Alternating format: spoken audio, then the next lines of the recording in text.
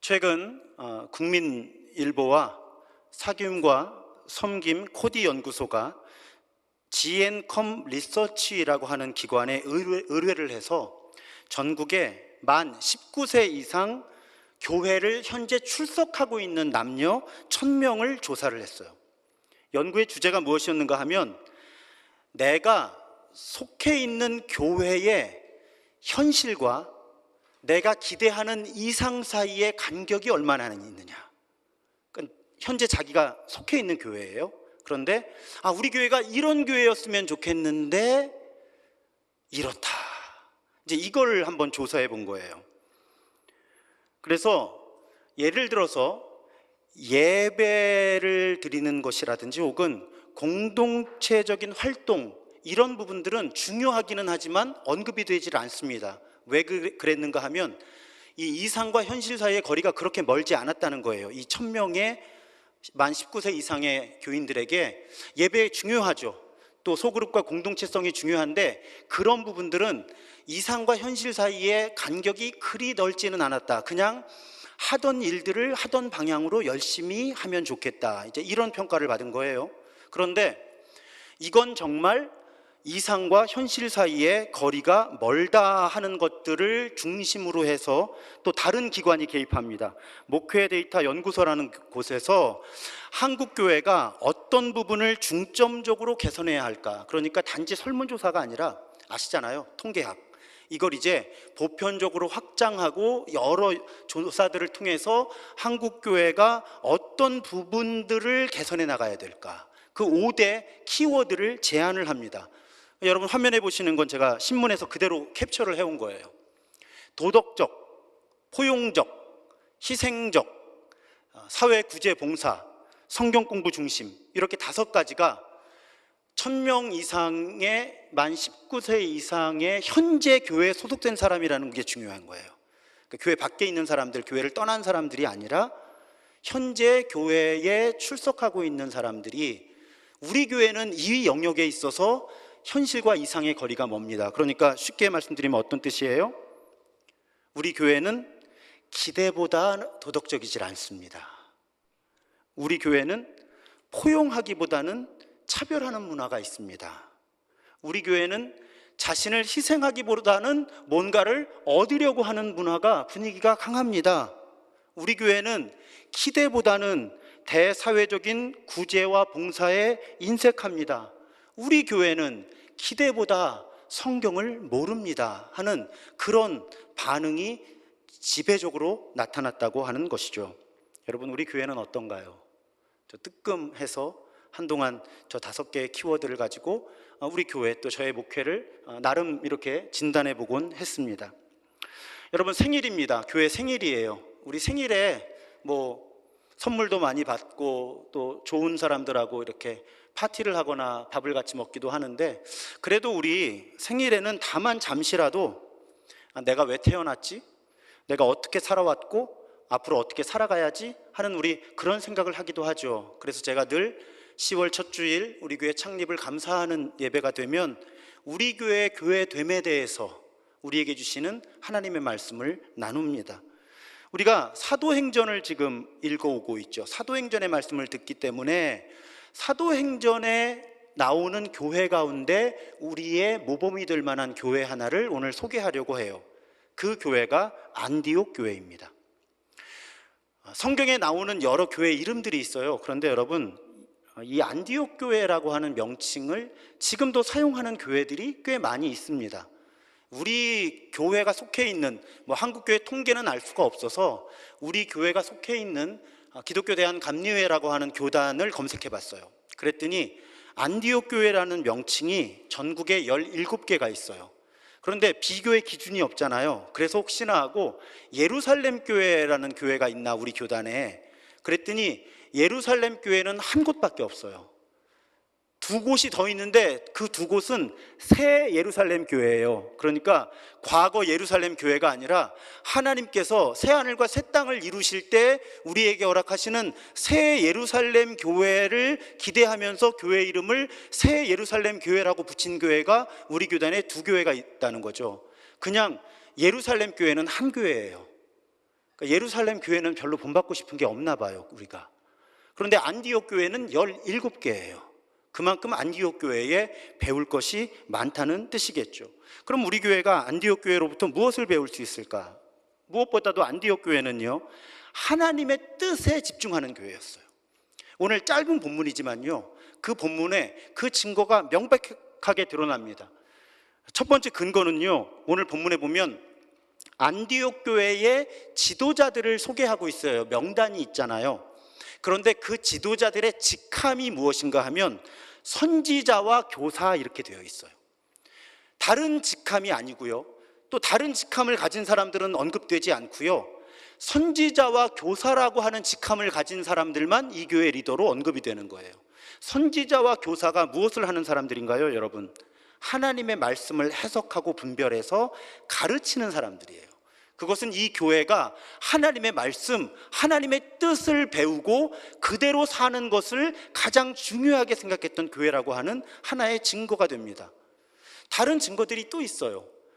여러분, 이 안디옥 교회가 이 지점에 이를 때 성장하는 과정에서 가장 헌신했던 사람이 바나바잖아요. 근데 우리 몇 주 전에 살펴봤죠. 바나바가 목회가 잘 되고 있는데도, 교회가 잘 성장하고 있는데도 굳이 교회를 비우고 불편하고 먼 여행을 해서 다소에 가서 사도 바울을 모셔오죠. 우리에게 말씀을 가르쳐 달라고. 그것도 이 교회가 얼마나 하나님의 말씀, 하나님의 뜻을 중요하게 여겼는지를 알 수 있는 하나의 증거가 됩니다. 그래서 지도자들에게 그 역할이 강조된 거예요. 선지자와 교사, 하나님의 말씀을 알아채고 분별하고 해석해내고 그것을 교인들에게 가르치고 교인들 보고 그러한 삶을 살게 하는 그 부분이 안디옥 교회에 가장 중요했다는 것입니다. 그런데 그렇게 말씀에만 집중했던 교회가 아니에요. 안디옥 교회는 기도하는 교회였습니다. 그런데 그 기도가 하나님 이렇게 해주세요 하는 기도라기보다는 여러분 금식의 기도예요. 금식하면서 하나님의 뜻을 구하는 안디옥 교회는 그런 교회였습니다. 여러분, 금식의 본질은 단식 투쟁이 아니에요. 내가 밥을 굶고 기도할 만큼 간절하니까 하나님 내 이 기도를 들어주십시오. 그런 기도는 금식 기도이기는 하나 금식 기도의 일부가 됩니다. 본래 금식의 의미는 그럼 무엇일까요? 여러분, 나를 비우는 거예요. 내 뜻을 내려놓겠다는 겁니다. 흔히 자기 부정, 자기 부인이라고 부르는 거죠. 여러분 한번 실험해 보세요. 제가 가끔 말씀드리죠. 밥을 굶으면요 몸이 비워지잖아요. 사람의 마음과 몸이 연결이 되어 있어서 몸이 비워지면 마음이 비워집니다. 궁금하신 분들은 오늘 점심은 공동 식사를 하셔야 되니까 다 드시고요, 오늘 저녁하고 내일 아침 한번 굶어 보세요. 그러면요 이상하게요, 그리고 한번 거울을 봐보세요. 냉장고에 음식이 가득하고 내 지갑에 밥을 사 먹을 돈은 있는데 서글퍼집니다. 왠지 이상한 감정이 내 안에서 들어와요. 밥을 굶으면. 바로 그런 현상에 연결되는 일이에요. 그러니까 밥을 굶으면 몸이 비워지고요, 몸이 비워질 때 마음이 비워지는 영역이 나타납니다. 제가 그런 자리를 하나님의 자리라고 부르죠. 그러니까 적절하게 금식을 한다면 내 안에 하나님의 자리가 만들어지는 거예요. 그래서 그 하나님의 자리를 통해 하나님의 뜻을 분별하고 하나님의 뜻대로 살기로 결심하게 되는, 결단하게 되는 그런 과정이 바로 금식입니다. 금식의 기도예요. 이 안디옥 교회는 자기를 비우는 말씀과 기도를 통해 하나님의 뜻을 알 수 있었고요, 하나님의 뜻을 살아낼 수 있었던 그런 영적인 원리를 정확하게 이해하고 있었다는 말씀이에요. 그렇게 안디옥 교회는 하나님의 뜻을 앞세우는 교회였습니다. 그러다 보니 안디옥 교회는요 자기 자신들의 이익보다 하나님의 이익을 더 우선순위에 두었어요. 여러분, 금식하는 가운데 이 안디옥 교회가 어떤 성령의 음성을 듣는가 하면 바나바와 바울을 선교사로 파송하라는 음성을 들었어요. 이 교회의 대표적인 지도자 두 사람이에요. 이렇게 비유를 해볼게요. 어제 우리가 초하루 기도회로 모였거든요. 10여 분이 모여서 함께 기도했어요. 근데 만약이에요, 기도회를 마쳤어요. 근데 어떤 집사님이 쭈빗쭈빗 하시다가 저한테 오시는 거예요. 그래서 저한테 이렇게 말씀하시는 거예요. 목사님, 이런 말씀 드리는 게 어떨지 모르겠는데요, 제가 기도하는데 자꾸 하나님이 목사님 보고 신도중앙교회를 떠나라고 하세요. 목사님 지금 선교사로 가셔야 된다는 거예요. 다른 나라로 가셔야 된다는 거예요. 근데 그 얘기를 저만치서 듣고 있던 다른 권사님이 깜짝 놀래갖고 저한테 오시더니, 목사님 어떻게, 저도 그 음성 들었어요. 목사님 우리 교회 떠나셔야 된대. 아니 왜 이렇게 심각하세요? 만약에 너무 감정들을 이입하시고 계세요 지금. 자, 만약에 여러분, 아마 그러면 교회가 크게 혼란스러울 수 있어요. 아니 당신이 잘못 들은 거지, 왜 멀쩡한 담임 목사님 온 지 3년 반밖에 안 됐는데 그 하나님이 우리 목사님을 다른 교회로 보내시겠어? 아니 생각을 해봐. 목사님이 안 계시면 우린 또 어떻게, 여러분 이런 소동이 빚어지지 않겠어요? 분명히 안디옥 교회에도요 그런 분들이 계셨을 거예요. 바나바가 떠나면 누가 우리를 돌봐줘요? 바나바가 떠나면 안 됩니다 하는 사람도 있었을 거고요. 사도 바울 선생님 떠나시면 누가 말씀을 가르쳐 줍니까? 절대로 안 돼요 하는 분들이 계실 수 있었을 거예요. 그런데 안디옥 교회는 다시 금식하면서 하나님의 뜻을 구하죠. 그리고 결론, 바나바와 바울, 목양의 책임자와 바울 말씀 사역의 책임자를 두 분 다 선교사로 파송하는 거예요. 이런 교회가 안디옥 교회였다는 거예요. 여러분, 안디옥 교회가 자기들의 이익보다는 하나님의 뜻을 구했다는 증거는 또 이미 우리가 살펴보았습니다. 기억하실 거예요. 광범위한 지역에 심각한 기근이 들어서 가난한 사람들이 힘들었는데, 그럼 분명히 안디옥 교회에도 힘든 분들이 많이 계셨을 텐데, 이 안디옥 교회는 구제기금을 마련을 해서 그걸 멀리 예루살렘 교회에 있는 가난한 사람들을 위해서 나누도록 보냈다는 겁니다. 그러니까 여러분, 여러 증언들이 안디옥 교회가 어떤 교회였는지를 우리에게 알려주는 거예요. 여러분 생각해 보세요. 여러 교회들이 지금도 이름을 안디옥 교회라고 붙여요. 그런데 가만 생각해 보면요, 우리는 안디옥 교회에 많은 사람이 모여서 존경하는 게 아니에요. 그 교회가 많은 재정을 가지고 있어서 존경하는 게 아니라는 거예요. 멋진 예배당을 지었기 때문에 우리가 안디옥 교회를 존경하는 게 아니에요. 가만히 생각해 봤어요. 우리가 왜 안디옥 교회를 존경할까? 여러분, 교회가요 예수의 몸이잖아요. 예수가 교회의 머리고 교회는 예수의 몸이에요. 그러면 교회가 예수처럼 행동해야 되는 거예요. 그렇잖아요. 교회가 예수의 몸이니까 예수처럼 움직여야 교회인 거예요. 그런데 여러분, 우리 예수님이 어떤 분이세요? 하나님이 사람이 되셔서 십자가에서 자신을 우리를 위해 내어주신 분이잖아요. 그럼 여러분, 여기서 답이 나오는 거예요. 어떤 교회가 훌륭한 교회예요? 자기 거 갖지 않고 세상을 위해서 내어주는 교회가 훌륭한 교회인 거예요.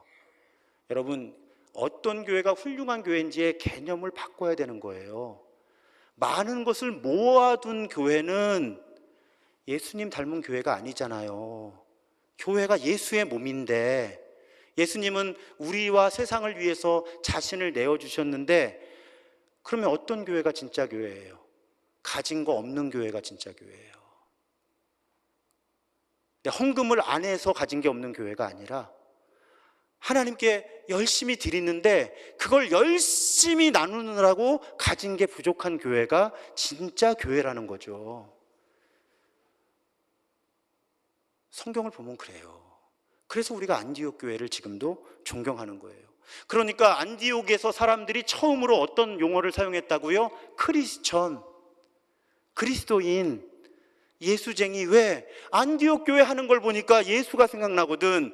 자기를 위해서 움켜쥐는 삶을 산 게 아니라 자신을 내어주는 삶을 살았던 그 예수와 안디옥 교회는 같은 움직임을 보이거든요. 아, 저 사람들이 크리스찬이구나. 예수를 따라 사는 사람이구나.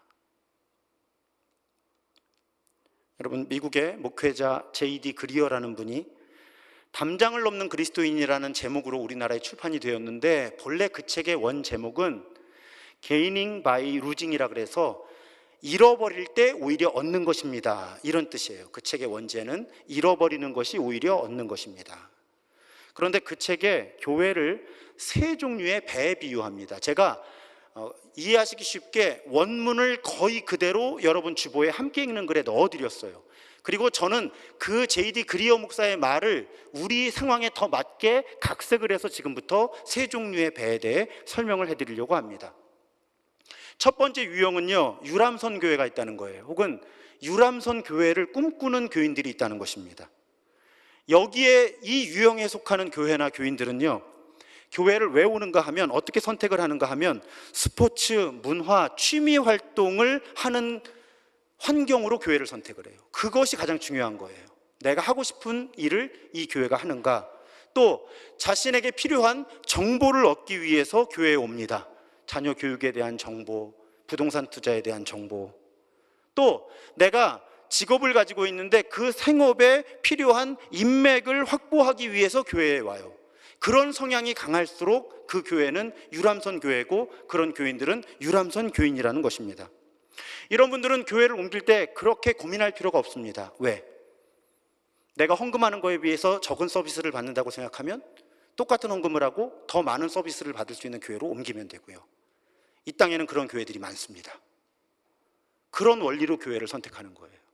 내가 10,000원을 헌금할 때 얼마나 이 교회에서 얻어낼 수 있나, 얼마나 다양한 경험을 얻어낼 수 있나, 이 교회가 얼마나 나를 돌봐줄 건가, 종교 서비스를 사는 겁니다.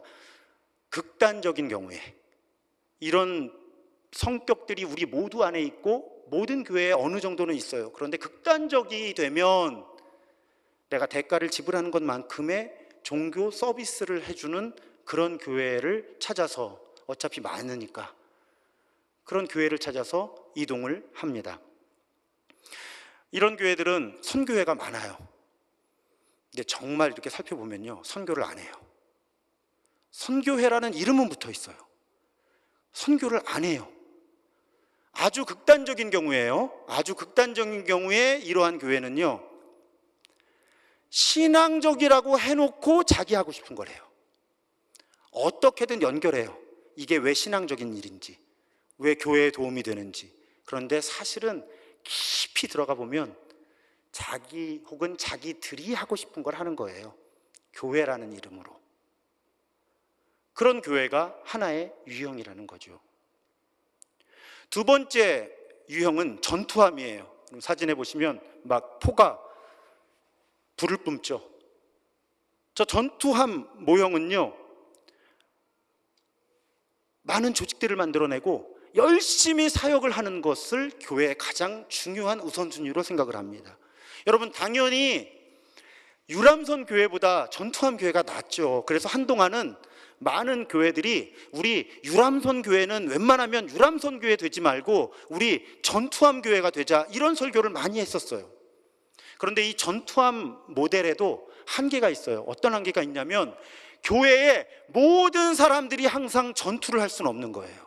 그러다 보면 이런 교회는 어떤 현상이 빚어지냐면, 열심히 뭔가 사역을 하는 목회자와 일부 교인들, 하지만 나머지 교인들은 그저 헌금을 할 뿐, 기도를 할 뿐, 그 외에 아무것도 하지 않는, 그렇게 교회 층이 나누어지는 그런 현상이 이 전투함 교회에는 나타납니다. 그것이 장기화되면 어떻게 될까요? 일부 사역에 헌신하는 목회자와 교인들만 탈진하는 거예요. 전투 능력을 상실합니다. 게다가 이 전투함 모형의 가장 큰 한계는 뭐냐면요, 계속 전쟁만 하는 건 아니라는 거예요. 또 모여서 있기만 하는 건 아니라는 거예요. 여러분, 우리 가운데 대부분은 오늘 예배를 마치고 공동 식사를 마치면 다음 주일 이 시간에 만나요.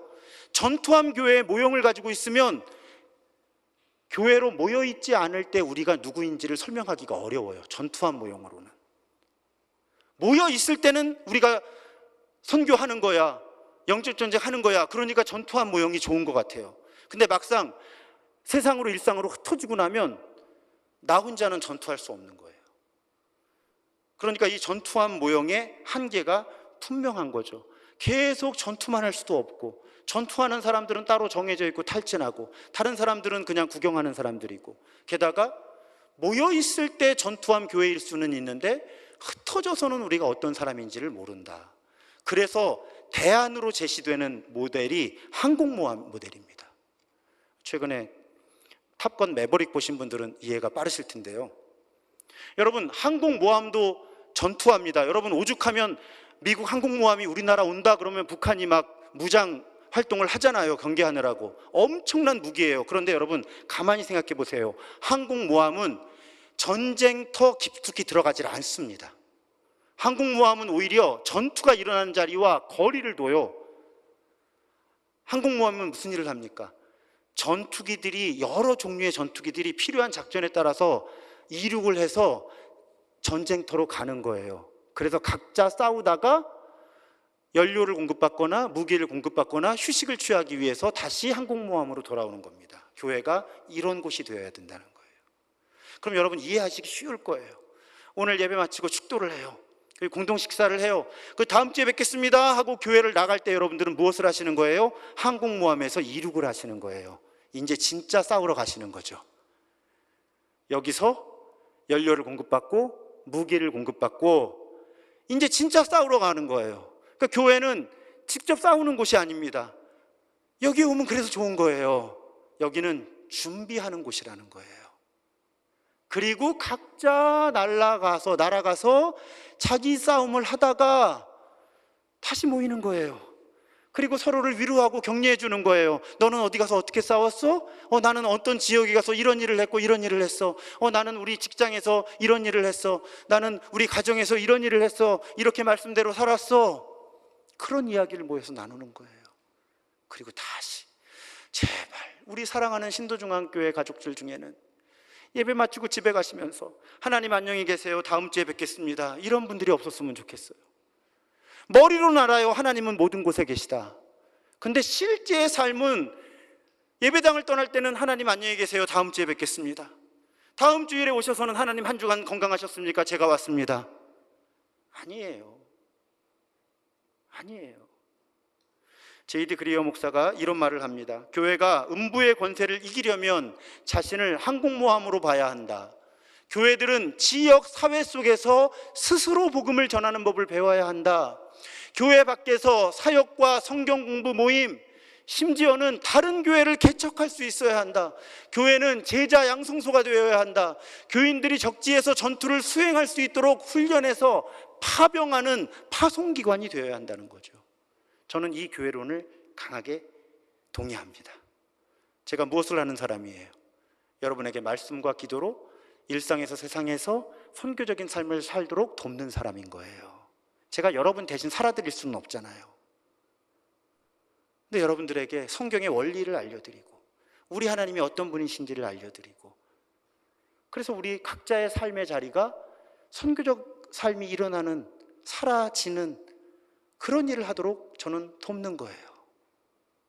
이렇게 공동체로 모일 때도 돕고, 각자 자신의 질문과 고민을 갖고 찾아오시면 또 그분에게 맞게 돕고, 그러면 또 그분의 삶의 자리에 가서 가정과 일터와 발 딛는 모든 곳에서 하나님의 사람으로 선교적인 삶을 살아내시는 거죠. 우리 교회는 그런 곳이에요.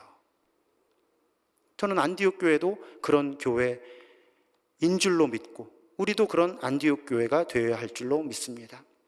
사랑하는 여러분, 오늘 우리 교회 생일에 함께 다짐했으면 좋겠어요. 우리 신도중앙교회도 안디옥 교회처럼 하나님의 뜻을 이루기 위해서 세상을 위해 우리를 내어주는 교회가 되었으면 좋겠습니다. 자꾸 뭘 가지려고 하는 교회 되지 말고요, 좀 퍼주는 교회가 됐으면 좋겠어요. 왜? 우리의 머리 되신 예수님이 그렇게 사셨으니까 우리도 좀 퍼주다가 가진 게 없는 교회가 되었으면 좋겠습니다. 우리도 어렵죠. 그래도 여러분, 좀 하나님 나라에서 좀 당당하게 살려면 어려워도 그냥 나눠줬으면 좋겠어요. 그냥 그 부담 지자고요. 어려운 부담 지고 살죠. 예수님은 십자가에서 자신을 내어주셨는데, 움켜주는 교회보다 나눠주는 교회, 모여서만 교회가 아니라 항공모함처럼 각자 자신의 삶의 자리로 갔을 때 진짜 싸움에서 이길 줄 아는 그런 교회, 그런 성도들, 우리를 통해 이 세상이 우리가 믿는 하나님이 얼마나 멋진 분이신지를 알게 되는 그런 교회. 사랑하는 여러분, 우리 함께 손잡고 그런 더욱 교회다운 교회를 이루어가는 발걸음을 성실하게 걷게 되기를 주님의 이름으로 축복합니다.